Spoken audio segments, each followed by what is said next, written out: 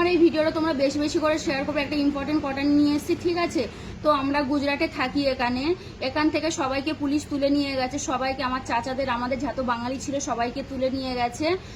হচ্ছে তোমার কাশ্মীরে যে দুর্ঘটনা ঘটেছে তার জন্য সব বাঙালিদেরকে খুঁজে আর বাঙালিদেরকে তুলছে, কিন্তু তো আমরা তো ইন্ডিয়ান, আমরা তো কিছু করিনি, ঠিক আছে? আমরা তো ইন্ডিয়ান, আমাদের কলকাতা থেকে ক্যানিং থেকে 10 নম্বর হচ্ছে আমাদের ঘর।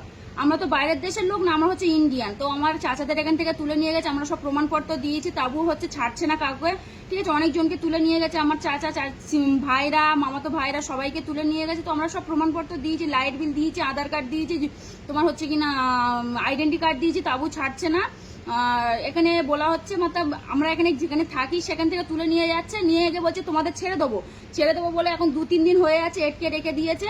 তো তোমরা প্লিজ বেশি বেশি করে এই ভিডিওটা শেয়ার করবে, যাতে সবার কাছে পৌঁছাতে পারে, সবাই যাতে জানতে পারে যে কি হচ্ছে না হচ্ছে আর আমরা কোথায় এসে ফেসে আছি সেটা তোমরা ভালো করে। আমরা বিদেশে এসেছি খাটতে, ঠিক আছে?